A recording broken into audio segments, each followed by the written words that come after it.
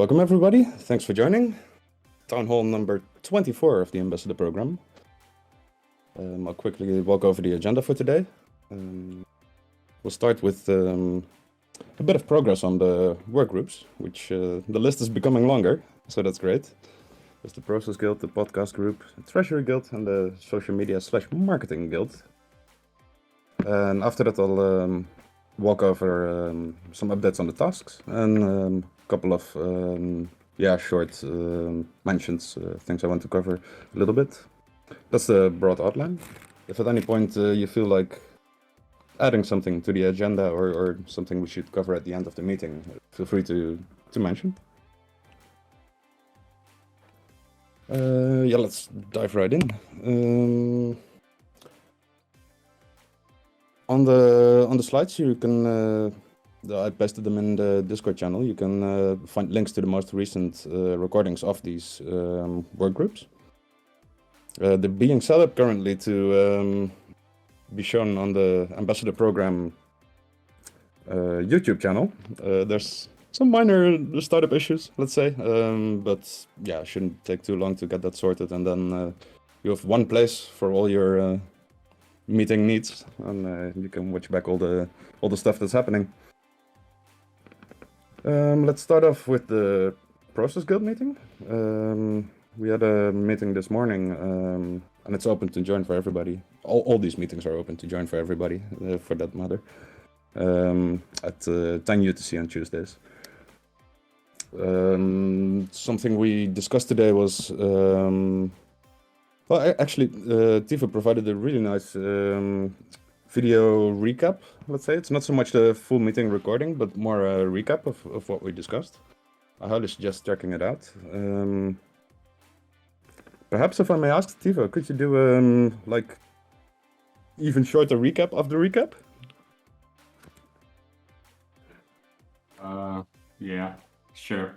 So main agenda items were preparing for decision-making process and preparing time in a sense, and that kind of took us into discussing that we need either more meetings, and we were wondering, do we want to introduce a new meeting style called governance guild, or we just make extra working groups just to get this a bit of a compiled amount of questions answered and work done in order to move on with the translation test process. And then, yeah, we went quickly over what we already had there. That's about it. Yeah, thanks a lot. And indeed, we bump into the situation where there's more and more stuff which requires organizing, let's say. For example, with a concrete use case of where a work group wants to decide something, can this work group decide something regarding bounties, for example, by themselves, or would this need to be checked in with the Treasury Guild?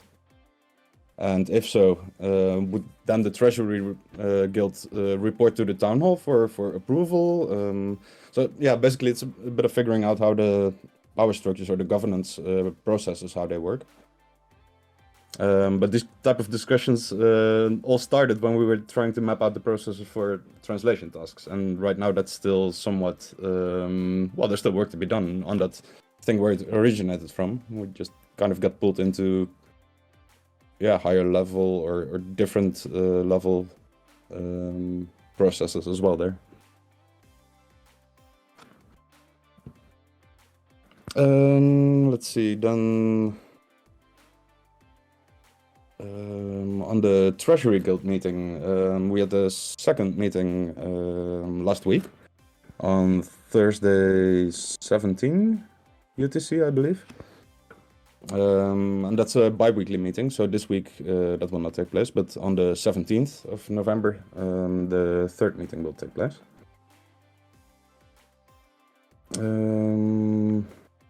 Let's see. Short recap of what we discussed there is in the Treasury Guild Slack channel. Basically, yeah, we more or less discussed, or the biggest topic was what would be a reasonable hourly rate of pay, which we could use ambassador program wide as a bit of a, yeah, like a standard. And yeah, we had a whole discussion on numbers there. Basically, we decided for now we would, until the end of year at least, where we would review the situation. We settled on about $10 per hour. It was a very interesting discussion, and there were all kind of pros and cons. So I do suggest to check that meeting out as well. Yeah, in a way, this $10 per hour would allow for, first of all, for yeah, somewhat decent compensation. And it would allow for the program to have enough budget to get a whole bunch of work done.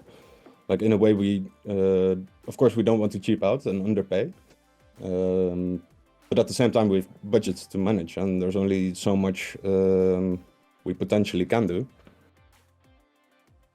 So yeah, that was the main discussion there. Does anybody want to add something on that?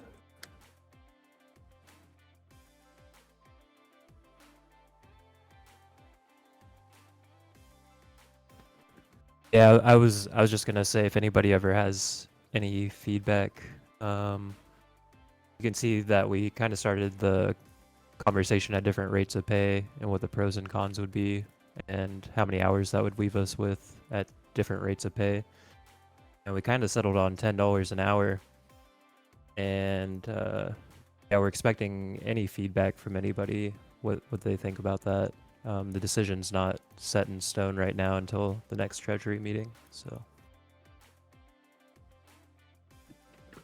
yeah, that's definitely important to mention that yeah, we're very open to feedback. Let's say we don't want to push any decision making with leaving people out. Like, of course, at some point you need to make decisions, but we agreed on having since it's a bi-weekly meeting, to allow for up until the next meeting for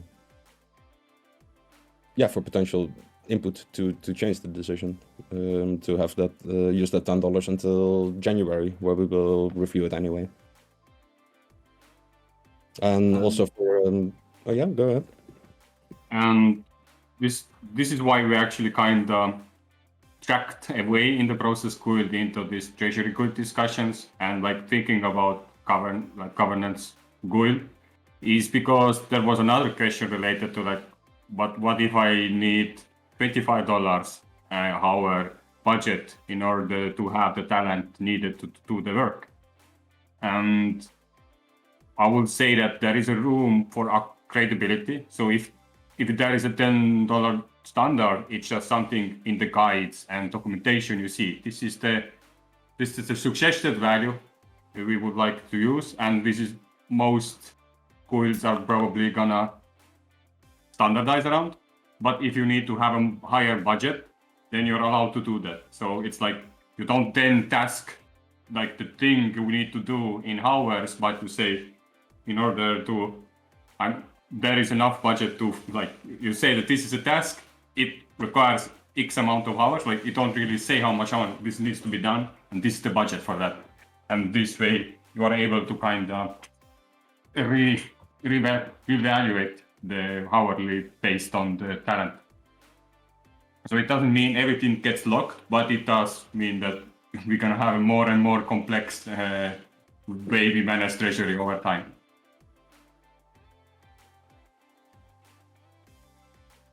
yeah, that's a good point. It could be really cool to give work groups a budget, and then they can be experimental with that budget however they see fit. And like you were saying, have that $10 an hour kind of as a good staple for like the more broad tasks that we post.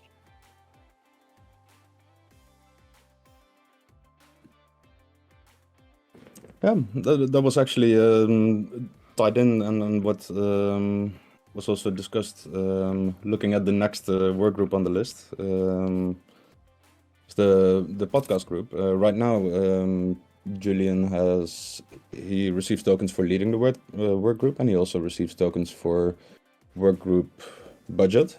And up until now at least, he had full freedom to do as he please with this budget, and I think it makes perfect sense to keep it for the current allocations, which already have been processed. And yeah, we had a bit of discussion on how to go forward with that. Like, would a decision like that on this to use $10 as a standard, would that also mean that by definition Julian has to stick to that, or does he, since he's the manager of the work group, the work group lead, and therefore also the work group budget?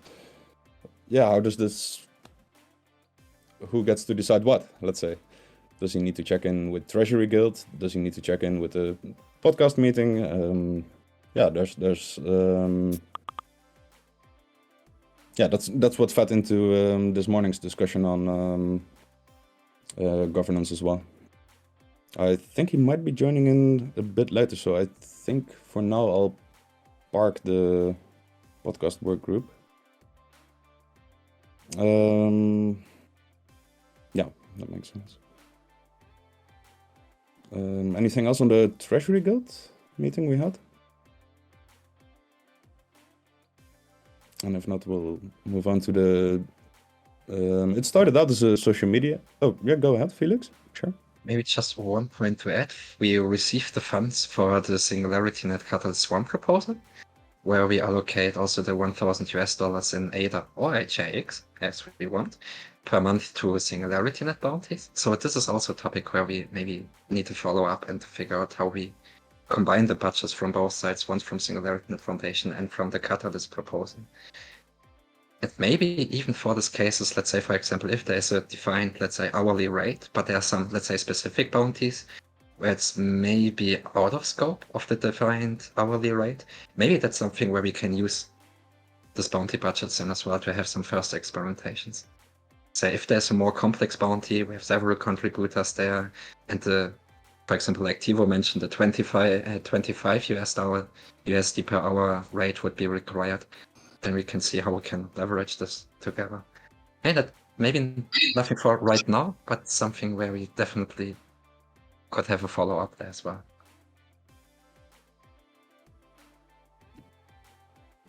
Thank you. Yeah, definitely. Yeah, that makes sense. I would be down for that. And I guess, I imagine this would also be a perfect topic for the Treasury Guild.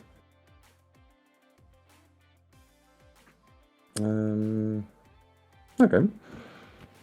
Then on to the social media slash marketing. I think we settled on calling it the Marketing Guild. I'm not sure why I still included the social media part there on the slide. For that one as well, the recording is available. Right now, not on the YouTube yet. It's just a Google Drive link. Yeah, it was... it also has a text-based, how to say, summary done by Crandano. Perhaps Crandano, you could cover that a bit? Yeah, for sure. Yeah, we decided to call it a marketing guild, and I think we were talking about a low-hanging fruit would be posting all these work group videos every week as a good starting point.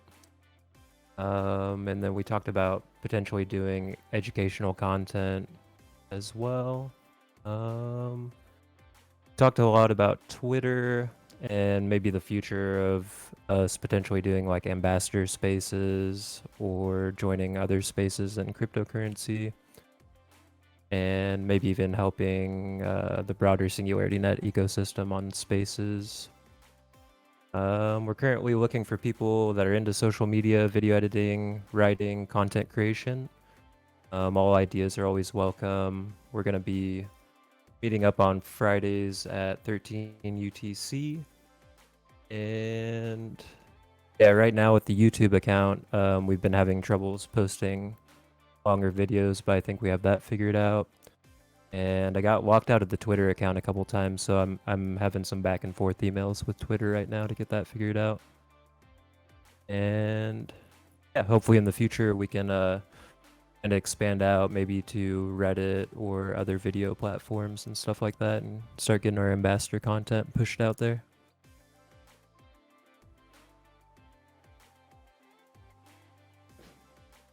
Thank you. Yeah, it's really nice to see yet another work group popping up.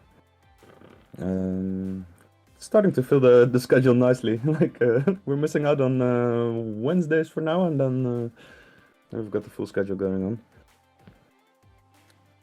on. Let's see.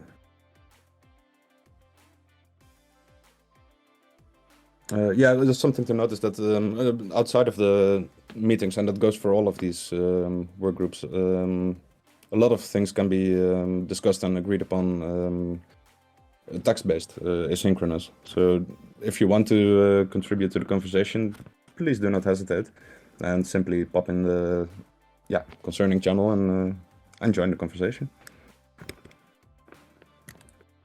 That's it for now for the work groups. Wanted to provide a small update on the tasks. I added two blog posts we put out last week on Operations Q3 update, which is quite a big one, and also a pretty interesting one, I must say. And also a blog post about the loyalty rewards program. And yeah, I linked to the work, but they're on the translation board in all 5 languages. Yeah.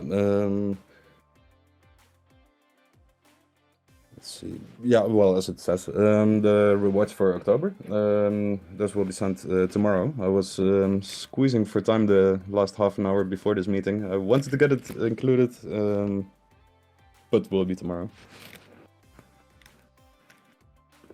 And as always, very open for task suggestions. If you have anything in mind, which you feel like, I want to contribute, I don't really know how, and I don't see a fitting work group, feel free to suggest. Yeah, then I want to mention a couple of more practical points.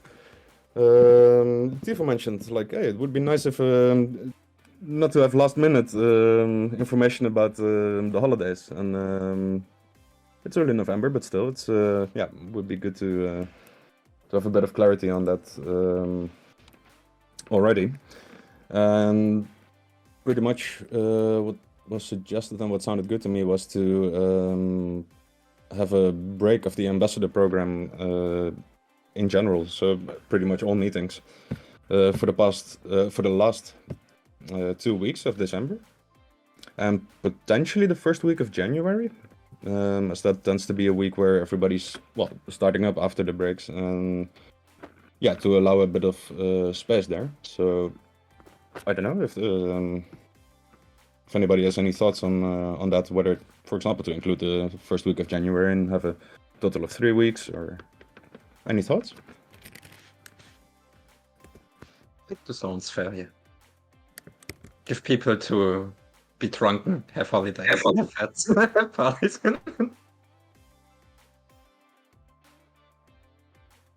The town hall in January, but not get working groups. Unless they want. Yeah, fair. Yeah, that works for me.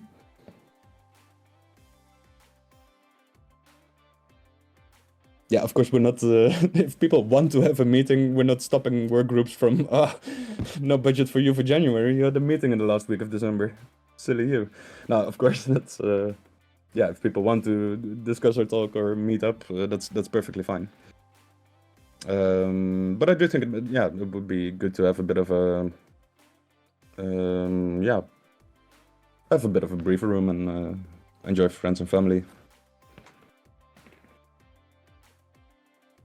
Okay, then, yeah, so for now then would be basically no meetings last 2 weeks, and then just have the town hall during the first week. Awesome. And then popping up. Yeah. I wanted to call for a bit of feedback in a way. The pilot phase of the ambassador program is closing at the end of year, and I don't want to have a full feedback session right now, but generally speaking, it is something for the coming 6 weeks to basically to learn from everybody here and experiences so far. And for example, something which I do want to formally have in place by the start of the next year would be stuff like the procedures for onboarding, to have that fully formalized and clear and functional. At the same time, something I wanted to do actually right now, but found myself short for time, and I will do it retroactively, is having meeting attendance tasks, including this one, but also this morning and the podcast one. So starting this week, I want to do the for that. I think we discussed during Treasury, like the base task point reward would be 1 spent on an hour, and I think it makes sense to simply assign 1 for attending a meeting, pretty much regardless of how long it took. To just have speaking about the devil, there's a Jimble task popping up. Thanks a lot for that, Felix. Usually, when some of the Swarm folks are there, we usually keep track of all the participants on the meetings. Not that much yet on the walking groups, I think. Tivo! Yeah, I don't do Tivo tasks. But yeah. I just tell you how they have to be done. That works. Oh, but it is something I would like to, simply to. It's like Swarm is doing, basically, like to have it on chain, to have some proof of, in a way, proof of attendance. Seeing participation showing up on D-Work is, it's a great thing. We'll have to figure out, I guess, over the coming weeks, whether or not to, for example, to include Jimbles for our meetings. I wouldn't mind. I think it's quite cool. At the same time, it wouldn't be a hard requirement. I would prefer to have it simply included on the... for the metadata, you do need to send some tokens, of course. Yeah, okay. Never mind. If you want to have it on chain, then we really need to add some tokens. Yeah. Some good news is that this last call was about Kimball tokenomics, and we got now 700,000 Kimball, so we got 6 months to share. Assuming we're able to actually spend it, because it's gonna be rough at the January when Swarm is running out of funds, and then we will see the reality, how many people are going to participation and all of that stuff, just for Gimbal. But even if it fails, then we just know we have to iterate again and kind of design tokenomics a bit more carefully. Yeah, that will definitely be interesting to see. But that's just one of the few things that right now we are doing sometimes, but not structurally. And I want to have that. And at the same level, I also want to structurally have a timestamping task, for example, for the Townhall. It makes perfect sense. Maybe not for all the work group meetings, but actually those as well. I'm kind of still putting some puzzle pieces together, but somewhere during next year, I think it should be happening that, I don't know, you have some kind of traceability of decision making with links to timestamps where the relevant decisions were made. Not quite sure how to... we may start experimenting in one of the Catalyst projects is decision tasks. So whenever the decision is made, put it as in a format of debug and then turning it into metadata. And that might be something, an interesting way we can collaborate on. That would be very cool. Yeah. Yeah, for me, it's one part is the on-chain, it being on-chain, but I also want, in a way, like let's say somebody drops by, sees the ambassador program, and I don't know, finds out about that we're doing this $10 per hour standard thingy, that they could just simply have a platform. I'm not entirely sure where and how, but where they could simply, go back into the meetings, whether it be transcriptions by some author.ai or whatever, or the actual videos, or both, or I don't know. I haven't figured it out fully yet, but it should be relatively straightforward since we have transcriptions and we have timestamping, and if we're then also recording everything, it should be doable. That's anyway, a bit of a sidetrack there, but basically I'm go ahead. With Otter.ai in one of the Cardano projects with the NFT Guild, we usually use Otter.ai to transcribe the meetings. And some weeks ago, we figured out as well that Otter.ai is able to provide a short summary of the call and to figure out themselves action items. And then we wouldn't need to pay timestampers anymore so much for this, then I would say, because this can be mostly done by an AI.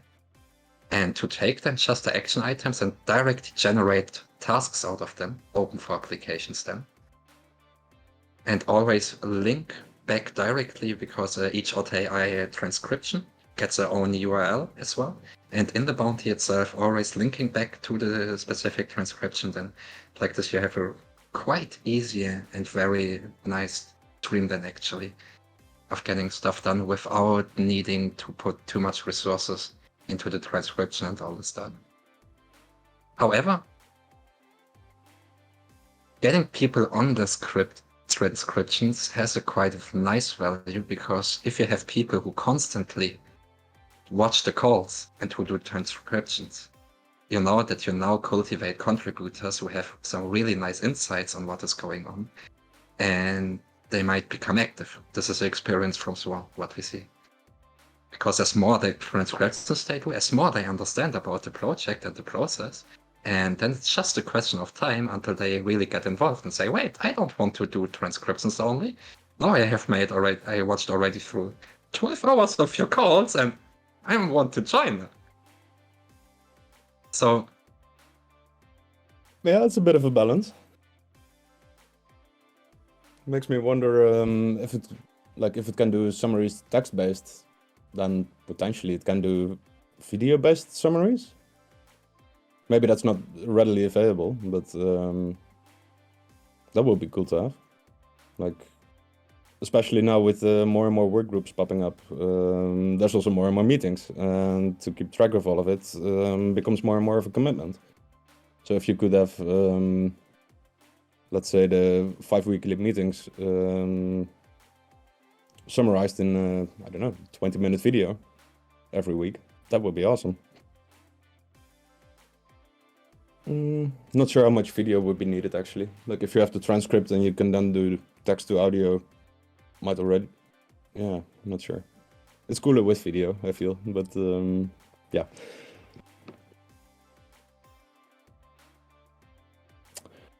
All right. Yeah, and then something I included on the slide as a potential discussion, if time allows, and it's also kind of connected to the pilot phase closing in.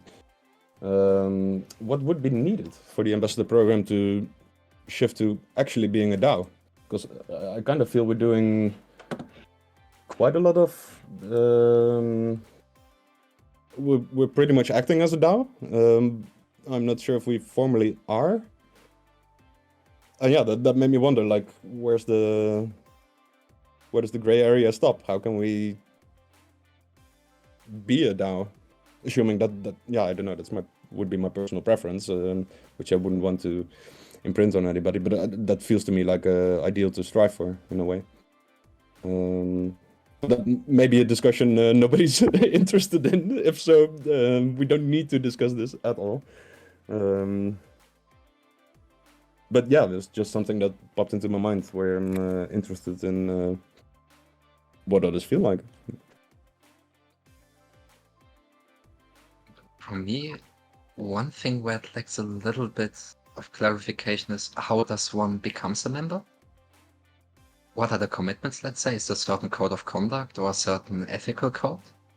What are red lines, for example? And if these red lines are crossed, how does one lose his role or membership, for example? Because I think this is many people here, they are not coming for the rewards, right? They are coming here for the cause. And to give them a title and a assigned, let's say, membership means a lot to some people. But yet, I think it's not really clear for some to say, oh, okay, am I a member here? I'm just a participant. Do I have some decision-making powers? If so, what are those? What is the scope? What isn't the scope? What should I do? What is expected from me? What should be my commitments a little bit? So more on the...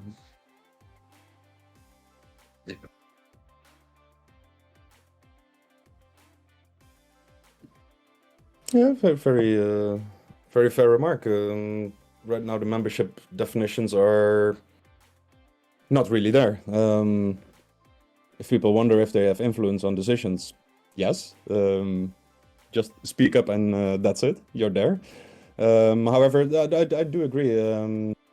It's kind of related to formalizing, for example, the onboarding, deboarding or offboarding, or I'm not sure how to what the alternative or the opposite is there, but that, yeah, naturally would need to be included there as well.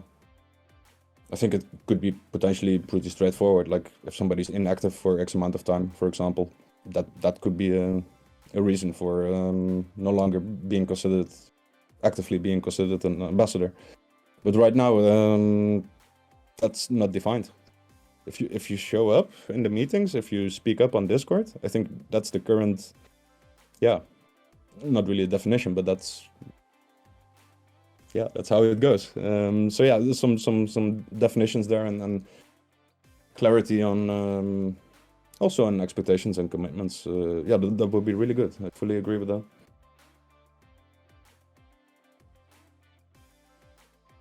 Yeah, we could hash out a mission statement and a code of conduct. And then you guys were talking about maybe a governance work group. I think that could be a really good idea as well.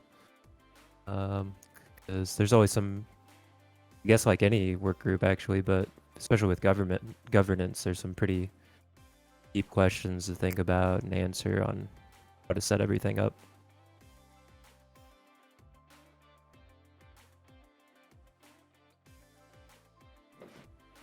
Yeah, for sure. Does anybody else have some thoughts who hasn't spoken up yet, perhaps? Won't put you on the spot. No, don't worry there. But feel free to.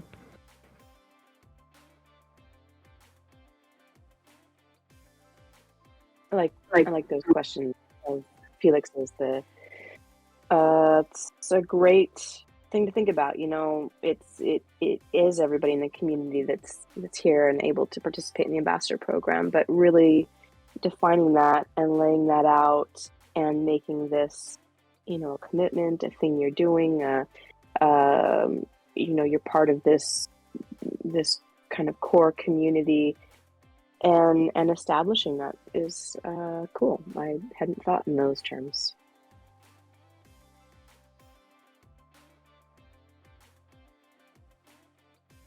Like a task on debug.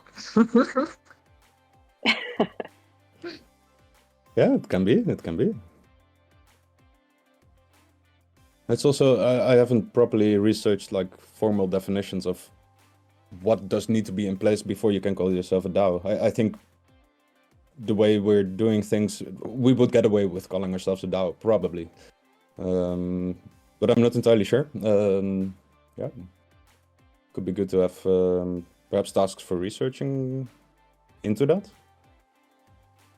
Once again, like we Interesting. need a governance guild meeting group to centralize that decentralization out of that. It'd be interesting to bring Ikaro in. He's the legal counsel for SNET, but he's part of a legal DAO that's really big and active in South America. So he's got quite a bit of experience with just pure, how does a pure DAO function and work. I'm not sure if they're more just professional interest or if they're, I'm not sure what their activities are, but I know he's got a lot of interesting perspectives there. So we have one ecosystem resource that's got expertise, not to mention Swarm, of course. Yeah, if there's a way to get him in on a meeting sometime, I would love to talk to somebody in that realm. Just one note, Swarm is not a DAO. We are Swarm. We are not a DAO. Fair enough. That does make me wonder, though. Like, are there any obstacles, or are there any what makes you say like, oh, do note, we are not a DAO? Is there any reason for that in particular? Yeah, the term of DAO, from my perspective, is very much hyped and very often tries to promise something what DAOs actually not really provide them. You say, we are a fully decentralized autonomous organization, then you look into it and say, the fuck you are decentralized, what are you speaking about?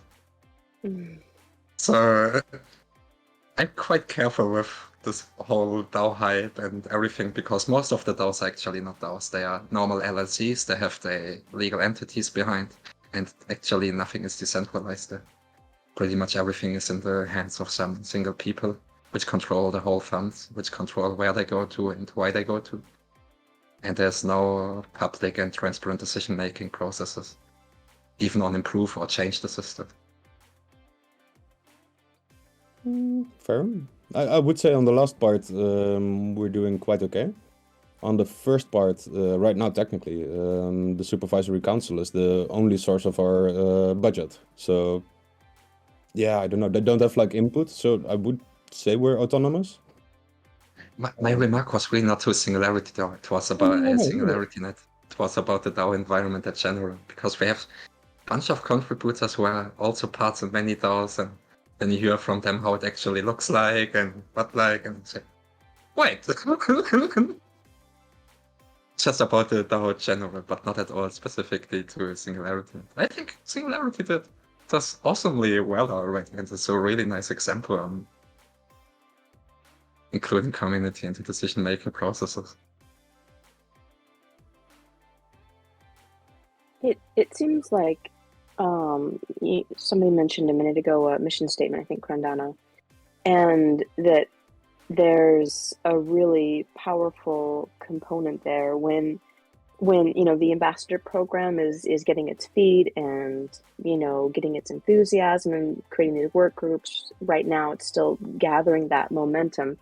When the ambassador program itself finds its mission statement, the thing that drives it, then I think that becomes a space for participants to rally around and take over. And Peter's not necessarily leading the meetings anymore, right? Because we've got this purpose and we're moving forward on it, and so we all become equal participants, and maybe some more of the community is driving it, organizing it in a bigger way because of that mission, because of that bigger goal. That can become a really important focal point.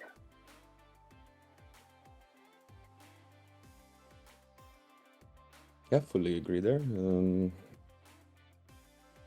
I don't know. I'm happy to host, but at the same time, yeah, I don't think it's required at all that I do. Like, you noticed it this meeting. Most of it is like, oh, that work group, what's happening there? And then people chime in. So in a way, that's almost self-hosting, I would say. And maybe not quite there yet, but surely coming. Absolutely. Also think DAOs does not exclude leadership. And from my perspective, for example, Pete, you're an awesome leader. You do not decide what people have to do. you try to motivate and encourage people to do what they want to do. So I agree. Appreciate it.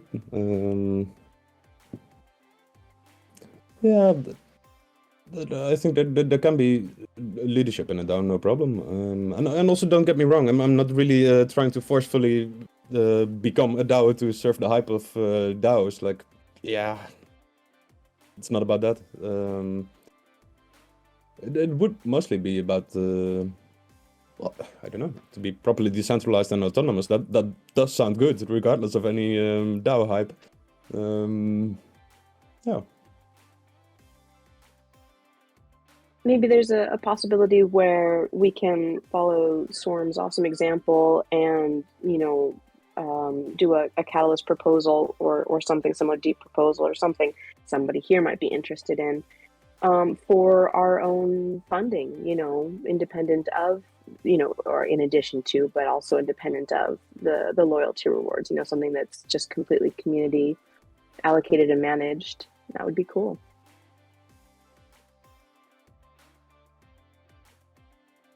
Yeah, definitely. Ideally, just on the view of resilience, multiple income streams or sources of income makes sense. Whether it's funding or not, yeah, in a way, it doesn't really matter. It can be, yeah, like you suggested. I don't know. It feels a bit weird with, for example, with deep funding. So far, we've been kind of. I mean, there's only been one round, so far is a small term here, but so far we've not really been supporting internal projects, which I do feel like is in line with the whole idea behind deep funding, to not have it fund internal projects. It's somewhat doable to argue that ambassador program is not really internal. Yeah.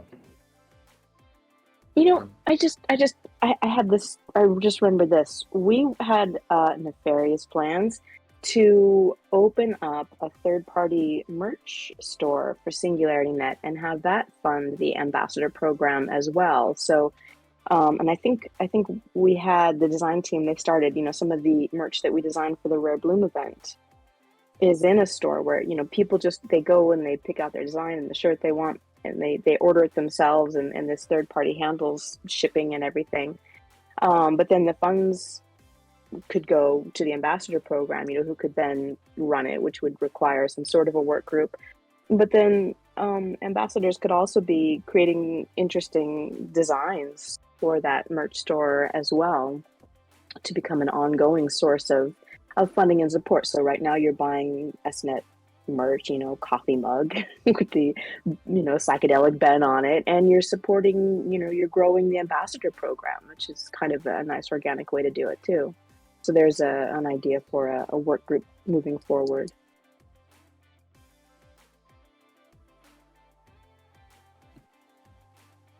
I like it. Yeah, definitely. Yeah, that's an awesome idea.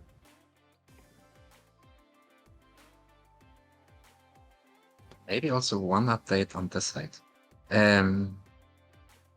From the Catalyst proposal, from the budget, we start to pay community leaders within the Cardano community to promote and build awareness on SingularityNET already. So this will take a certain time, but what happens now is that we build some massive awareness and first steps on the Cardano community about SingularityNET.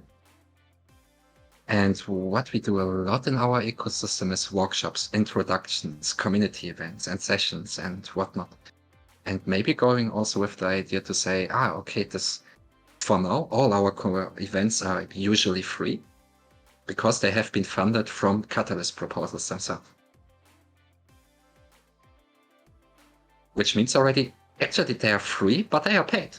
They are paid from the community to have it as a free event for the community. So it's then as well, what my thoughts going to a little bit is to build this massive awareness then, using already the introduction, onboarding, educational workshops, which we have defined already through the last 1.5 years. And really well evolved and established. And to make this maybe, it doesn't have to be a lot, but like a paid event. To say that people, okay, you don't have to pay a lot, something like $5 or $10. Doesn't have to be a lot, but also to say people sometimes, if they take it for free and if they take it for granted and okay, blah, blah, blah, sometimes actually they don't add so much value to it. And say, hey, okay, you have to pay a certain stuff because we provide some really high quality insight, expertise, and experience to get you onboarded into the ecosystem. Then people maybe take it also more serious. And they say, and this can then be funneled also to the ambassadors, for example, then which organize, which maintain and host those events, and to build a certain sustainability for them. Because from my perspective, the highest goal is to be able to say, an ambassador, in the best case, from my own perspective, also how we do it with the Cardano ambassadors, is to have people. The most of the people here, they have a day job. And they have quite limited time and resources to actually really engage in the ecosystem. If you ask them if they would be able, or if they would like to leave their day job and to go full time into, you have a quite massive yes. So to really cultivate them really as full-time contributors and to say, hey, you can make your living by your engagement in this ecosystem, which is quite difficult with, let's say, $200 rewards per month. It's a nice symbolic fund for them to somehow recognize on a certain level their engagement, but it's not there yet to really deliver them as a full-time contributor. And full-time contributor becomes extremely important when a person now is able to dedicate their full time into the building of the ecosystem. You build massive expertise and experience there. And these people become over time so massively valuable. And this is your strongest asset then.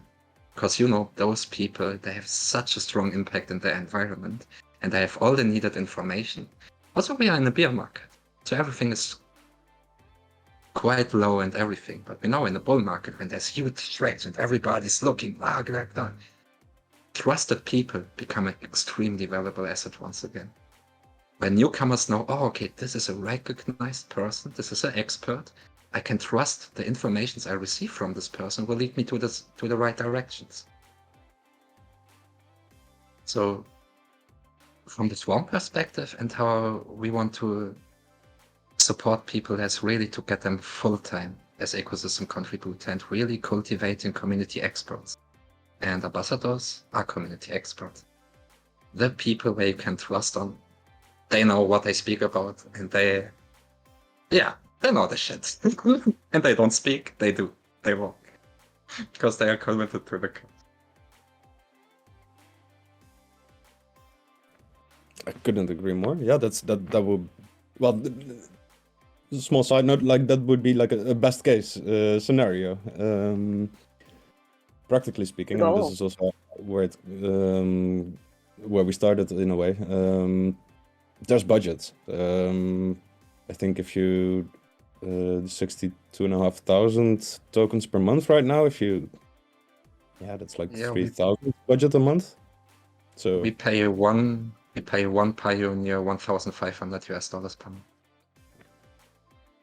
Yeah, so that would mean with our current budget internally for ambassador program, not looking at the Fund 9 Swarm one, we could pay 2 people, pretty much. Yeah. We usually start as well as, like with Julian, for example, we support him since several months now, and how we usually start is small budgets on the beginning. Because sometimes you have people, they are maybe very active in 1 month, and second month already a little less, and third month you don't see them so much anymore due to their own life and whatnot, their own priorities. You don't want to judge them for this, everybody have to decide themselves. But leveling up over time as well.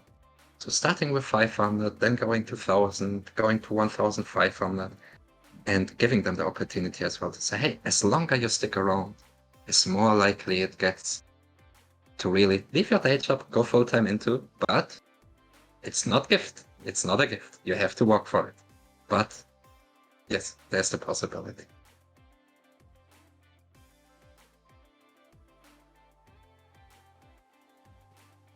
Yeah, it's music to my ears. Can I say? Sorry, Holly, go ahead. I wanted to ask a slightly different question or direction. SNET is getting very heavily shifting focus onto the platform building actually on Cardano. We're finally getting over that hump.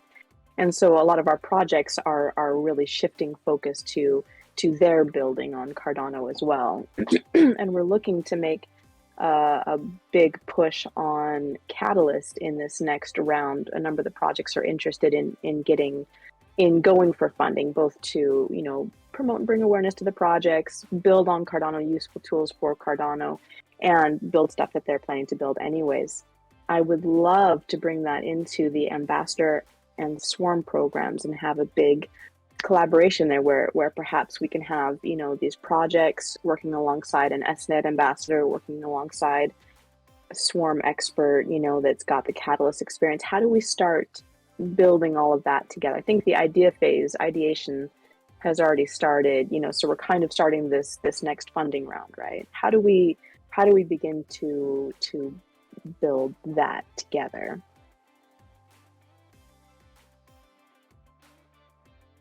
I mean, everything starts with the individual setting up a call, getting to know each other, figuring out where are each other's skill sets. Are the people comfortable with each other?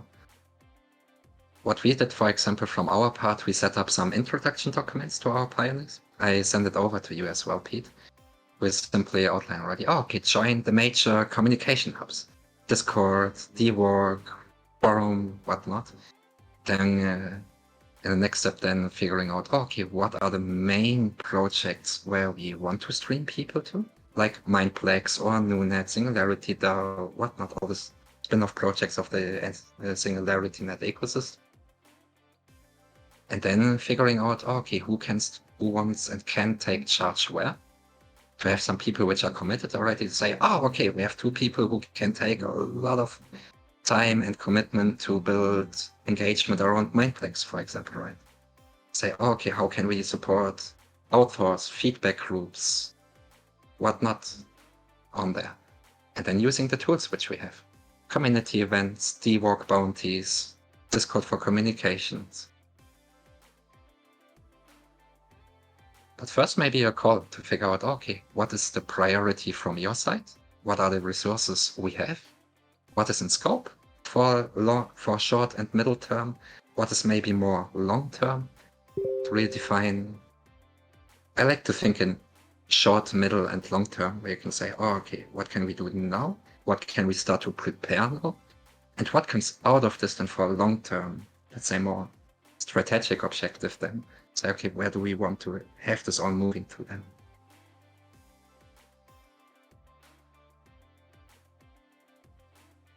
Because I think for now it's not, also from my perspective, it's not really clear we have this. With Swarm, we call it the Singularity Ambassador Pioneer Program a little bit. I'm not really sure, because we have already the SingularityNET Ambassador Program. And to say, oh, okay, how do we position them already together with each other? But first, yeah, maybe setting up a call with the people there as well. Getting your perspective and everything, getting the perspective from them, and then facilitating any next steps out of this. Cool. And we only pay people which are full-time in Cardano already. They don't have any day jobs beside it.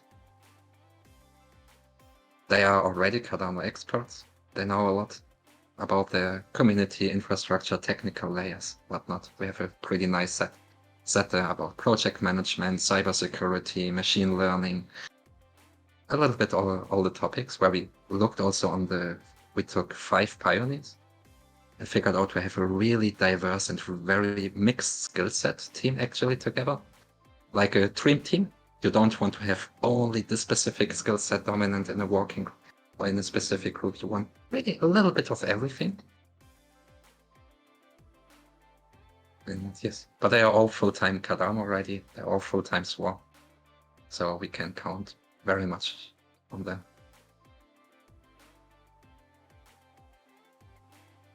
I can't wait for that to unfold. And yeah, I'm aware you've been poking for setting up these meetings for 2 weeks now. There's slowly becoming a little bit more space in my calendar. At the same time, there's tons of projects in line who want to take up that space. But yeah, I should definitely be able to get that arranged. It's only Tuesday now, still. So either this week or alternatively next week, that should be doable.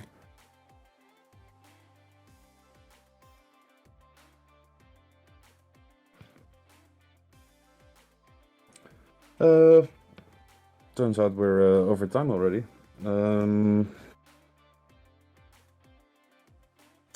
Let's see, any... Julian has to get accustomed to time zones and summertime stuff, wintertime. It looks like, at least. But welcome, thanks for joining.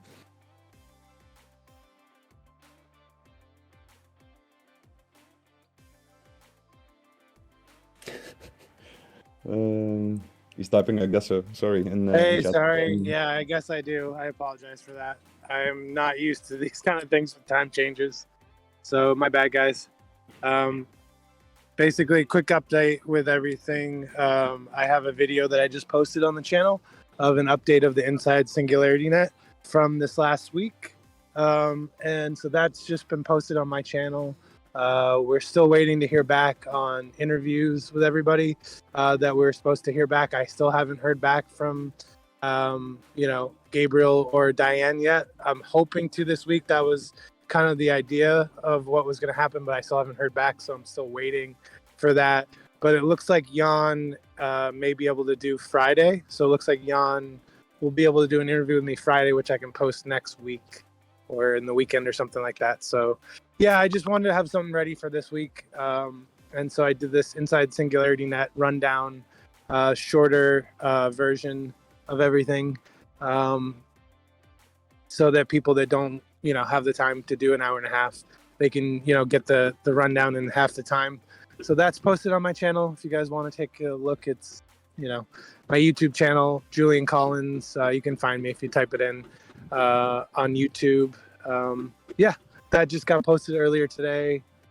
Other than that, I know we had spoken about, basically we need to figure out how we're going to be spending the money. Like, I'm kind of feeling more in line of giving more money out to smaller amounts of people so that we can really put the money in behind things and have less work done by smaller amounts of people. But it seems like that's kind of in, it's not really in line with a lot of other people's thoughts. So I don't know.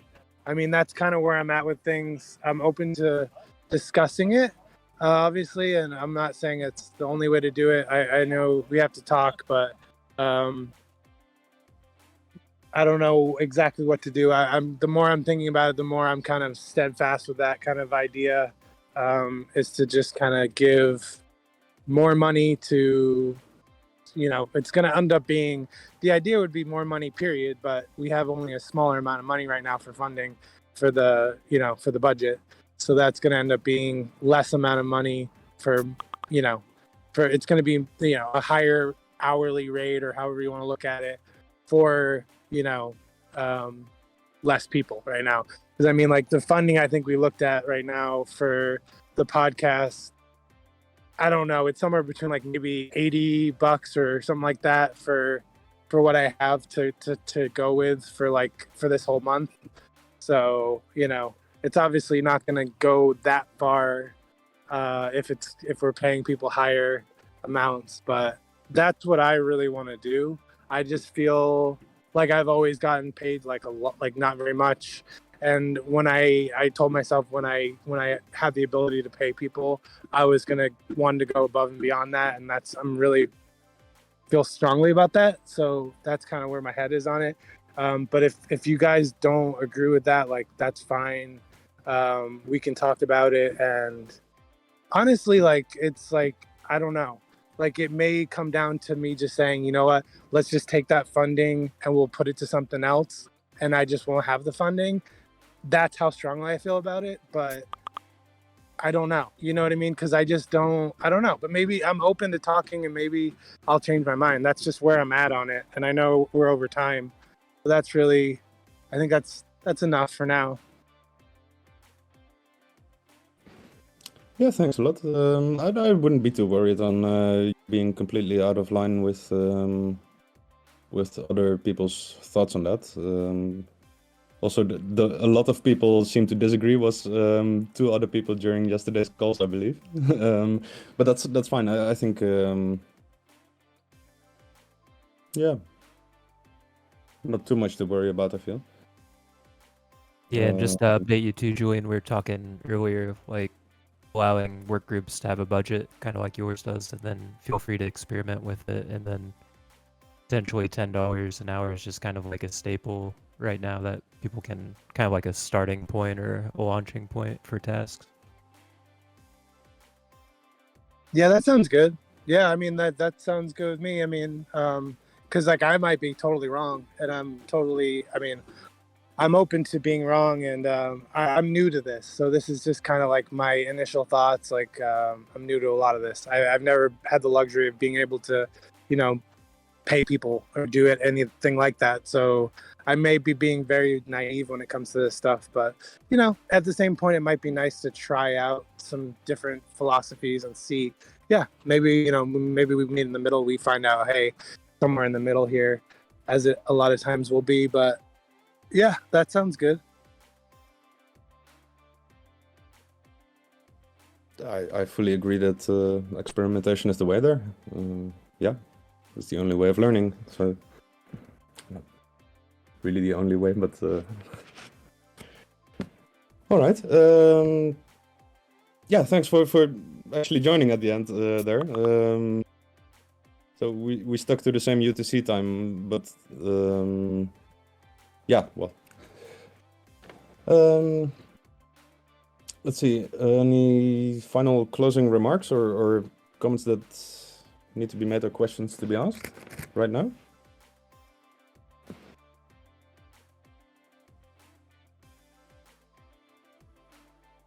All right. In that case, yeah, let's wrap it up. Thanks all for joining. Well, let me hop back to the sheet that mentions all the meetings happening. Just gonna do that full screen because it's too many of them. Practically every day we've got you covered. Next one will be actually be on Friday. Okay, so we haven't quite got you covered every day yet, but it's coming soon. Oh, there's actually deep funding governance this Thursday at. I believe 16 UTC. Let me quickly triple check. 17 UTC, and that's on Wednesday, tomorrow. So perhaps see you there, or see you at one of the other meetings listed on the screen. Thanks all for your time, and see you around.